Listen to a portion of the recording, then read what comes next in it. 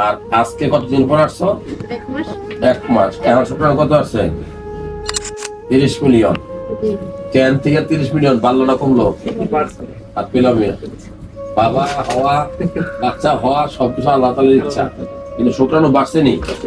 তুমি আবার 1 মাস আগে দেখাইছিল, তখন শুক্রাণু ছিল 10 মিলিয়ন, মানে 1 কোটি। 1 কোটি নাকি? আর এখন হচ্ছে 30 মিলিয়ন, মানে 3 কোটি। কত বাড়লো? 3 গুণ, মানে 3 গুণ বাড়ছে আর কি। আমরা শুকরিয়া আদায় করতে পারি, এখন নরমাল রেডি আসছে। আর এখন তোমাদের স্বামী স্ত্রী মিলামেশার যে বিষয়টা, তার উপরে, ভাগ্যের উপরে, ওর জরায়ুর উর্বরতার উপরে, ডিম হওয়ার উপরে, ঠিক আছে?